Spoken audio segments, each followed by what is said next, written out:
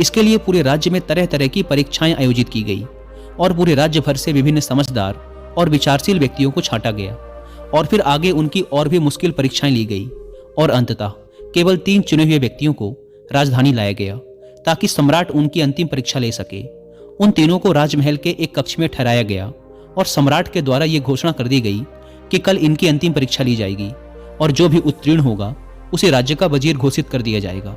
लेकिन आश्चर्य की बात तो ये थी कि शाम होते होते पूरी राजधानी में ये बात फैल गई कि कल सम्राट कौन सी परीक्षा लेने वाला है।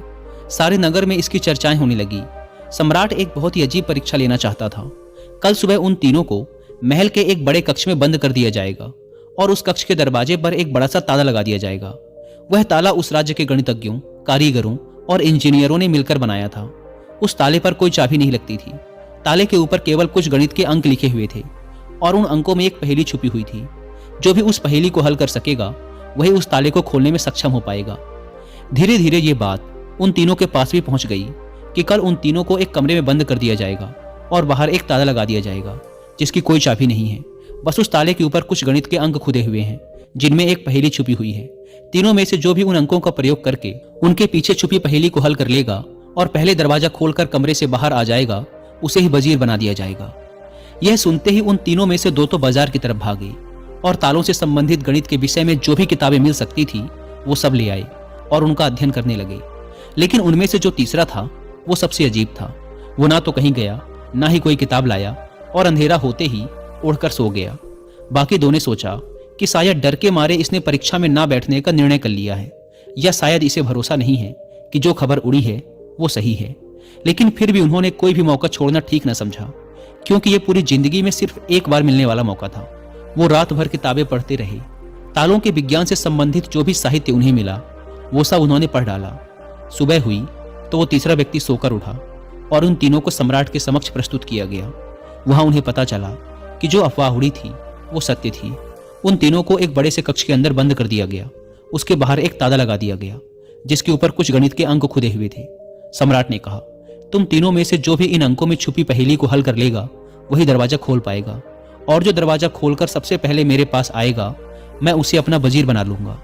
मैं तुम तीनों का बाहर इंतजार करता हूँ। इतना कहकर सम्राट वहां से चला गया। वो 2 व्यक्ति जिन्होंने रात भर पढ़ाई की थी अपने वस्त्रों में कुछ किताबें छिपाकर ले आए थे। दरवाजा बंद होते ही उन्होंने वो किताबें बाहर निकाली और ताले पर लिखे नंबरों को एक कागज पर लिखकर उनके हल खोजने शुरू कर दिए। लेकिन जो वो तीसरा व्यक्ति था उसने कुछ ना किया। वह अपनी आंखें बंद करके कमरे के एक कोने पर शांति से बैठ गया। उसे बैठा देखकर वो दोनों हंसे और तंज कसते हुए कहा, क्यों, हार मान गए क्या? कुछ करो तभी तो कुछ होगा। उन्हें लगा जैसे उसने हार मान ली है। वह डर गया है और अब वह कुछ भी प्रयास नहीं करना चाहता। लेकिन उसका मन एकदम शांत था। उसकी आंखों से स्थिरता झलक रही थी। वह परेशान नहीं मालूम पड़ता था। वह बैठा रहा। फिर अचानक उसे कुछ सूझा। वह उठकर दरवाजे के पास आया और धीरे से उसे धक्का दिया और यह क्या, दरवाजा खुल गया। वह कमरे से बाहर चला गया। लेकिन वो दोनों व्यक्ति अपनी किताबों में ही डूबे रहे। उन्हें पता भी ना चला कि वो तीसरा कमरे से बाहर जा चुका है। उन्हें तो पता ही तब चला जब सम्राट उस तीसरे व्यक्ति को लेकर अंदर आया और बोला, बंद करो अपनी ये किताबें। जिसे बाहर निकलना था वो तो कब का निकल चुका। यह देखकर वो दोनों दंग रह गए और पूछा, आखिर तुम बाहर कैसे निकले? सम्राट ने कहा, ताला तो लगाया ही नहीं गया था क्योंकि बंद ताले को तो खोला जा सकता है, लेकिन जो ताला लगाया ही ना गया हो उसे कैसे खोलोगे? ये आदमी तुम तीनों में सबसे ज्यादा समझदार है क्योंकि इसने समझदारी का पहला परिचय दिया। इसने ताले पर लिखे अंकों को हल करने से पहले यह जानने का प्रयास किया कि आखिर ताला लगा भी है या नहीं। वही आदमी असल में सबसे ज्यादा समझदार है जो किसी भी समस्या को हल करने से पहले यह देख ले कि जिसे वो हल करने जा रहा है वो असल में समस्या है भी या नहीं। तो यह आदमी हमारे राज्य का सबसे समझदार व्यक्ति है। हम इसे अपना वजीर नियुक्त करते हैं। तो दोस्तों, इस कहानी से सीखने वाली बात यही है कि जब भी हमें लगे कि हमारे सामने कोई बड़ी समस्या है तो जल्दबाजी में घबराकर उस समस्या का समाधान खोजने की बजाय हमें ठंडे दिमाग से ये सोचना चाहिए कि जिसे मैं समस्या समझ रहा हूँ वो असल में समस्या है भी या नहीं।